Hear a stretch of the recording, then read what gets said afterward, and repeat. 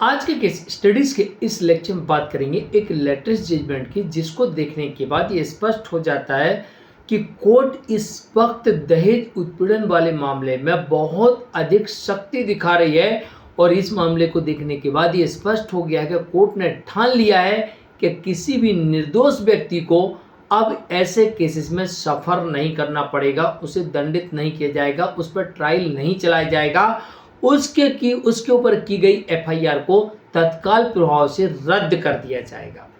तो चलिए आज के इस स्टडीज के इस लेक्चर में आपके समक्ष एक जजमेंट रखते हैं, जिसको देखने के बाद ये स्पष्ट हो गया है कि अब झूठे आरोप लगाना आसान काम नहीं है।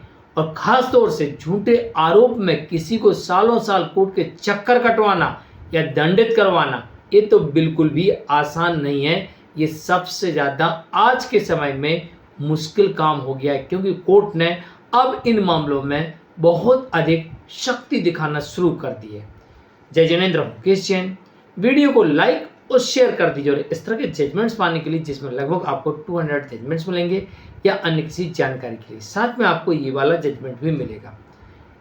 आप दिए गए नंबर पर हमें संपर्क कर सकते हैं। चलिए शुरुआत करते हैं।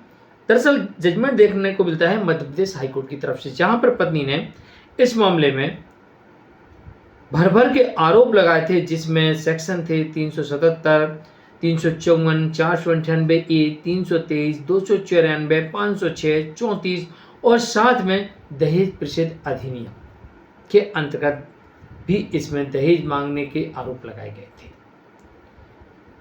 तो इसमें बुरी नीयत रखना, अननेचुरल सेक्स, धमकाना, डराना, मारपीट करना, गाली गलौज करना, अभद्र भाषा का प्रयोग करना, धमकी देना, दहेज मांगना, सारे आरोप इस केस के अंदर देखने को मिलते हैं। और पत्नी ने यह भी आरोप लगाया था कि उससे 6 लाख रुपए दहेज के एवज में मांगे जा रहे हैं और साथ ही एक बुलेट भी मांग रहे हैं। और इसी वजह से ना देने की वजह से ये लोग मेरा उत्पीड़न कर रहे हैं।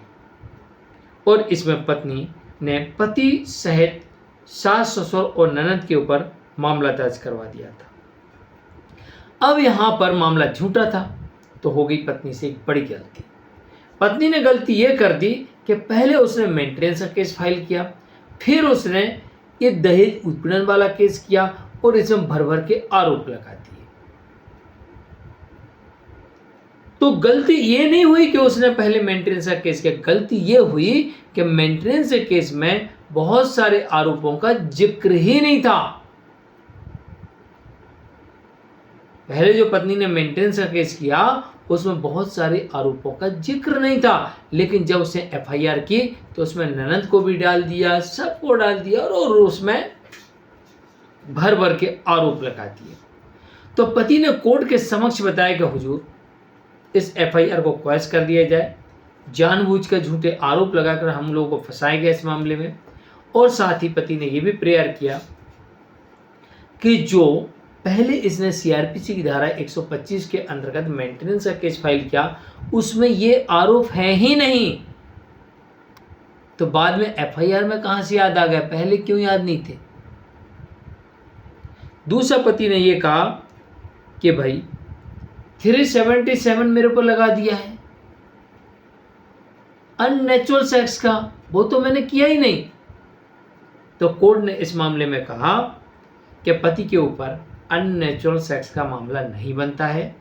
पत्नी के पास में कोई भी ऐसा इंजुरी वाला मेडिकल ग्राउंड नहीं है कि जिसके आधार पर इस मामले को आगे बढ़ाया जाए, बल्कि इसमें देखने को मिलता है कि पति के ऊपर 377 अननेचुरल सेक्स का मामला बनता ही नहीं है। दूसरी तरफ कोर्ट ने यह कहा कि ननद के ऊपर कोई भी अपराध बनता ही नहीं है। पत्नी ननद के ऊपर लगाए गए आरोपों को साबित करने में पूरी तरीके से विफल है, तो यहाँ पर ननद के ऊपर भी कोई मामला नहीं बनता है। तो पति के ऊपर जो 377 लगाया था, कोर्ट ने वो हटा दिया। ननद के ऊपर जो एफआईआर थी उसे रद्द कर दिया, लेकिन इसमें पति और सास ससुर के विरुद्ध एफआईआर को कोर्ट ने क्वैश नहीं किया। जजमेंट आता है मध्य प्रदेश हाईकोर्ट की तरफ से, और जिसका क्रमांक है मिसलेनियस क्रिमिनल पिटीशन 23881/2024 और इसमें आदेश आता है 25 मार्च 2026।